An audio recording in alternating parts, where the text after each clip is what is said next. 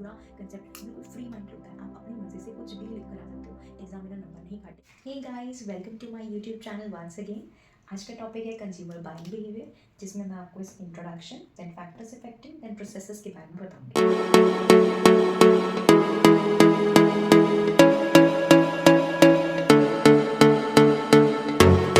First start करते हैं इसकी इंट्रोडक्शन से। तो कंज्यूमर बाइंग बिहेवियर का मतलब क्या होता है? कंज्यूमर बाइंग बिहेवियर का मतलब होता है कि कब एक कंज्यूमर क्या सोचता है और क्या फील करता है रिगार्डिंग अ प्रोडक्ट, है ना, कि उसको खरीदने के टाइम वो क्या सोचता है, क्या वो दिमाग में बातें लेकर आता है, किन किन चीज़ों पे फोकस डालता है। लाइक उसकी इनकम, कि भाई मेरी इस प्रोडक्ट को यूज़ करने की क्या मैं एज को सेटिस्फाई करता हूँ, क्या मेरी इनकम इतनी है इस प्रोडक्ट को खरीदने के लिए, क्या जिस कल्चर से, जिस सोसाइटी से मैं आया हूँ, क्या वो प्रोडक्ट जो सर्विस है जो वो एक पर्टिकुलर कंज्यूमर खरीदना चाहता है, क्या वो उसको अलाउ करती है। ये सारे फैक्टर्स जो है वो उसके बाइंग बिहेवियर को इम्पैक्ट डालता है। तो ये फैक्टर्स बहुत इंपॉर्टेंट है, प्लस इसका प्रोसेस भी बहुत इंपॉर्टेंट है। किसी भी तरह से आपको एग्जाम में क्वेश्चन आ सकता है, तो आप ये पूरा चैप्टर इंपॉर्टेंट मान के चलो एंड सब कुछ मतलब इस चैप्टर में से पढ़कर जाना, ठीक है। So let's get started. Factors पढ़ते हैं, कौन से फैक्टर्स इंपैक्ट डालते हैं। कल्चरल फैक्टर्स में सबसे पहले आपके पास आता है कल्चर। कल्चर का मतलब होता है कि what is accepted and what is not, है ना।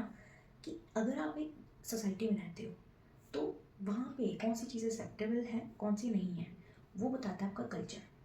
जैसे कि कल्चर की अगर मैं बात करूँ, तो अगर फॉर एग्जांपल दिवाली पे हम स्वीट्स लेते हैं, है ना, नए कपड़े लेते हैं, दैट इज़ एक्सेप्टेबल। लेकिन स्मोकिंग करना, ड्रिंकिंग करना, ये बहुत सारे कल्चर में एक्सेप्टेबल नहीं होता। तो ये सब होता है कल्चर, जो कि इम्पैक्ट करता है एक कंज्यूमर की बिहेवियर पे, बाइंग बिहेवियर पे। सेकेंड इज सब कल्चर। जब इन कल्चर्स को छोटे छोटे हिस्सों में बांट दिया जाता है on the basis of their region, religion, language, is called subculture. जैसे कि डिफरेंट फूड हैबिट्स हैं नॉर्थ इंडिया और साउथ इंडिया की, that is subculture. Third is social class. Social class कैसे डिफाइन की जाती है? सोशल क्लास का मतलब होता है कि एक ओहदा, एक वो फेज जहाँ पे एक पर्सन दूसरे से डिफरेंट होता है on the basis of there income, on the basis of there education, on the basis of their life style etcetera. जैसे कि फॉर एग्जाम्पल सोसाइटी में दो तरह के लोग हैं, upper class, lower class. Upper class luxury चीज़ें खरीदता है, लोअर क्लास नेसेसिटी की चीज़ें खरीदता है। तो ये जो इनकम है वो आपको डिवाइड करती है सोशल क्लासेस में। तो सोशल क्लासेस किन चीज़ों से बनी है? इन सारे फैक्टर्स को मिला के सोशल क्लास बनती है, इनकम, एजुकेशन, इन सब चीज़ों, ठीक है। Next is social factors. Social factors भी इम्पैक्ट करते हैं आपके बाइंग बिहेवियर को, ठीक है। सोशल फैक्टर्स में सबसे पहले आता है आपका फैमिली।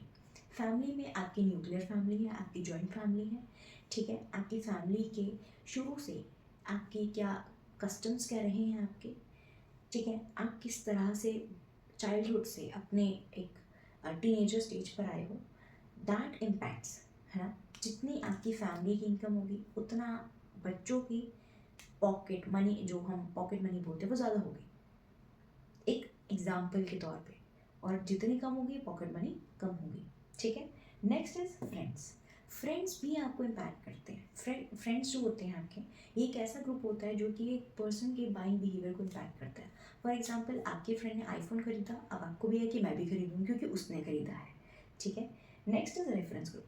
रेफरेंस ग्रुप में आपके फ्रेंड्स भी आते हैं, आपके कलीग्स भी आते हैं, आपके पेयर्स आते हैं, जितने भी हैं, यानी कि वो लोग जो आपको इम्पैक्ट करते हैं। जैसे अगर आप ऑफिस जाते हो, आपकी कलीग्स ने, उन्होंने कौन सा लैपटॉप यूज़ करते हैं, क्या डाल रखा है, किस तरह से वो बात करते हैं, क्या चीज़ें वो यूज़ करते हैं, ठीक है। ये सब चीज़ें इम्पैक्ट करती हैं आपके बाइंग बिहेवियर पे। Next is society. सोसाइटी में बेसिकली वो सारी कम्युनिटी इंक्लूड होती है जो कि आपकी बाइंग बिहेवियर को इम्पैक्ट करती हैं। आपके जैसे सोसाइटी के नॉर्म्स हो गए, कल्चर हो गए, आपके ट्रेडिशन हो गए, जहाँ पे जिस तरह के लोग रहते हैं आप उस तरह के फेस्टिवल मनाओगे, है ना। ये सब चीज़ें इम्पैक्ट करती है। Next is personal factor. Personal factors her person से अलग अलग होते हैं। मेरे लिए कुछ और होंगे, आपके लिए कुछ और होंगे। जैसे कि age, age of a person depend करता है। अगर आप चिल्ड्रन हो तो आप टॉयज़ खरीदोगे, अगर आप टीनेजर हो तो आप जो न्यू गैजेट्स हैं या जो न्यू ट्रेंडी चीज़ें खरीद होगी होंगी ना मार्केट में, वो खरीदोगे। लेकिन अगर आपकी एज ज़्यादा है, सीनियर सिटीज़न हो या ओल्ड एज है, तो आप मेडिसिन, में आपकी इन्वेस्टमेंट ज़्यादा रहेगी, हेल्थ प्रोडक्ट्स में आपकी इन्वेस्टमेंट ज़्यादा रहेगी, ठीक है। फिर देन जेंडर, फीमेल या मेल, फीमेल और मेल दोनों की बाइंग बिहेवियर अलग होता है। फीमेल कॉस्मेटिक्स लगा लो ज़्यादा खरीदती हैं, और मेल जो होते हैं वो अपने ये रेजर्स हो गए इनके, या इनके जो और पर्सनल प्रोडक्ट्स हो गए, वो सब चीज़ें, ठीक है। Then next is occupation, occupation पे अलग अलग होता है, तो ऑक्यूपेशन भी इम्पैक्ट करता है। अगर आप एक कंस्ट्रक्शन वर्कर हो तो आप ड्यूरेबल कपड़े डालोगे, ड्यूरेबल क्लोथ्स लोगे, लेकिन अगर आप एक एम्प्लॉयर हो तो आप फॉर्मल कपड़े लोगे, ठीक है। नेक्स्ट इज लाइफस्टाइल, जिस तरह से आपका लाइफस्टाइल रहा है, जिस तरह से आप पले बड़े हो, आपकी अपब्रिंगिंग हुई है, जिस लोकेलिटी में आप रहते हो, वो इम्पैक्ट करता है। अगर आपका ओपन माइंडेड है सब कुछ, तो आपकी बाइंग बिहेवियर वैसे होगा। आपको जो लाइफस्टाइल है, आपको जिस तरीके से खाते हो, आप पहनते हो, रहते हो, वो सब इम्पैक्ट करता है।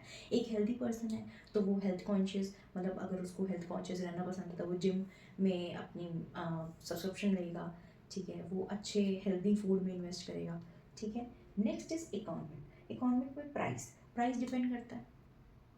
प्राइस चीज़ों को हाई लेवल भी लेकर जाता है, लो लेवल भी, ठीक है। अगर आपको लो प्राइस चाहिए तो आपकी कुछ और कंजम्पशन होगी, अगर आप हाई प्राइसेस में भी ओके हो तो आपकी कंजम्पशन लेवल अलग होगा।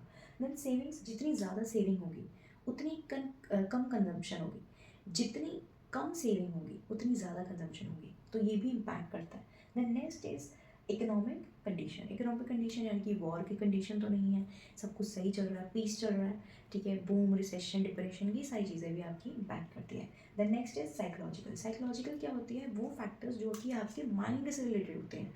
आपकी मोटिवेशन, मोटिवेशन बेसिकली क्या होता है, एक इंटरनल अर्ज जो आपको फोर्स करती है कोई भी चीज़ खरीदने के लिए। जैसे अगर आप हंग्री हो तो आप खाने की खोज में होंगे, आपको बाकी चीज़ें सेटिस्फैक्शन नहीं देंगी। अगर आप भूखे हो ना, अगर आपको कोई कहे चला जाए शॉपिंग पे चलते हैं, आप नहीं जाओगे। आप पहले कहोगे यार पहले मेरे को खाना खाना है, पहले मेरे को कुछ खिला दे, फिर मैं शॉपिंग पे चलूँगी तेरे साथ, या फिर मैं चलूँगा तेरे साथ, ठीक है। तो ये चीज़ें, मोटिवेशन जो है वो इम्पैक्ट करती है आपके बिहेवियर को। हर बंदे के लिए अलग चीज़ मोटिवेशन होती है। सेम टाइम पे अगर आपको भूख लगी तो आपको खाना मोटिवेट करेगा, सेम टाइम पे किसी को शॉपिंग करनी है तो उसको नए प्रोडक्ट्स खरीदना, है ना, शॉपिंग करना, वो मोटिवेट करेगा। सेम टाइम पे अगर किसी को कहीं जल्दी पहुंचना है तो उसको ये होगी कि मेरे को कोई व्हीकल मिल जाए, कोई रैपिडो पे मैं बुक कर लूँ फटाफट, मेरे को ड्राइव मिल जाए, कुछ हो जाए। हर किसी के लिए मोटिव अलग होते हैं, हर किसी के लिए मोटिवेशन अलग होती है सेम टाइम पे। Then next is perception, perception का मतलब होता है कि आप किसी चीज़ को किस तरीके से देखते हो, वो भी इम्पैक्ट करता है आपके बाइंग बिहेवियर को। फॉर एग्जाम्पल, आपने एक एडवर्टीजमेंट देखी और आपके फ्रेंड ने भी देखी, ठीक है, आपको लगा प्रोडक्ट अच्छा, उनको लगा बेकार, तो आप खरीदोगे, वो नहीं खरीदेंगे। दोनों की सेम एडवर्टीजमेंट पर अलग अलग परसेप्शन है, अलग अलग सोच है, अलग अलग उन्होंने अलग अलग तरीके से इंटरप्रेट किया कि मुझे अच्छा लगा और मुझे अच्छा नहीं लगा।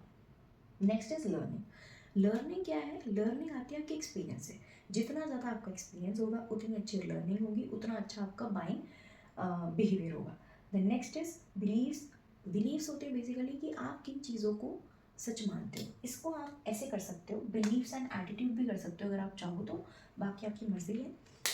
बिलीव्स एंड एटीट्यूड में, फॉर एग्जाम्पल, मैं इसका एग्जाम्पल एक साथ दे देती हूँ। बिलीव्स एंड एटीट्यूड में क्या है, मान लो आपने किसी चीज़ को सच मान लिया और आपका एटीट्यूड, अगर आप सच मानते हो किसी चीज़ को तो आपका फेवरेबल होगा। आपने माना, आपको एक प्रोडक्ट अच्छा लगा, आपने उसके बारे में अच्छा सोचा, तो आपका जो एटीट्यूड होगा, यानी कि एक प्रोडक्ट को देखने का नज़रिया, वो पॉजिटिव होगा। अगर आपको कोई चीज़ गलत लगती है, फॉल्स लगती है, तो आपको देखने का नज़रिया भी गलत होगा, मतलब नेगेटिव होगा। ये मैंने जो 520 लिखा है, यानी कि ये मतलब है इस चीज़ का कि 5 हेड पॉइंट्स हैं, ताकि आपको याद करने में आसानी रहे। अगर आप एग्जाम में भूल जाओगे कितने पॉइंट्स थे, तो उसके लिए 5 हेड पॉइंट्स हैं, 20 इन टोटल सब पॉइंट्स हैं। Then next is processes, processes में क्या है आपके पास, प्रोसेस में क्या आपके पास 5 स्टेजेस होते हैं किसी भी चीज़ को खरीदने के। सबसे पहले आप नीड रिकॉग्निशन करते हो, नीड रिकॉग्निशन फर्स्ट स्टेप होता है जिसमें आप रिकॉग्नाइज करते हो कि मेरे को किसी चीज़ की नीड है।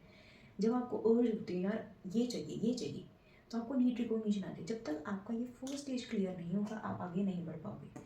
नीड रिकॉग्निशन एक ऐसा स्टेज है जिसमें आप रिकॉग्नाइज करते हो कि मेरे को इस चीज़ की ज़रूरत है और मुझे ये चीज़ खरीदनी है। जब तक आपको अंदर से वो चीज़ रियलाइज़ नहीं होगी, आपका कोई सर्च बिहेवियर नहीं होगा, आप उस चीज़ को नहीं खरीदोगे, उस चीज़ के बारे में कोई भी इन्फॉर्मेशन सर्च नहीं करोगे। जैसे ही आपको नीड रिकॉग्निशन हुई, वैसे ही आप इन्फॉर्मेशन सर्च पे, यानी कि next stage is information search. आप ढूंढोगे उस चीज़ के बारे में, सर्च करोगे। चलो इस प्रोसेस को पूरे एग्जाम्पल के साथ समझते हैं।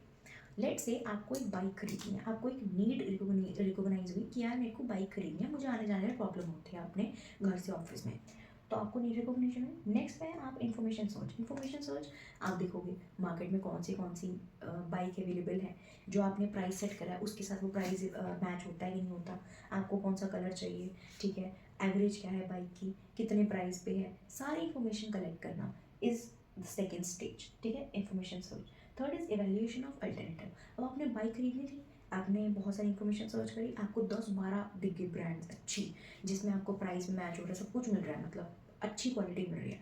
अब आप क्या करोगे, इवैल्यूएशन ऑफ अल्टरनेटिव। अब आप जो आपको मिले ना अल्टरनेटिव्स, ठीक है, आप उनको इवैल्यूएट करोगे, यानी कि प्रोज एंड कॉन्स देखोगे।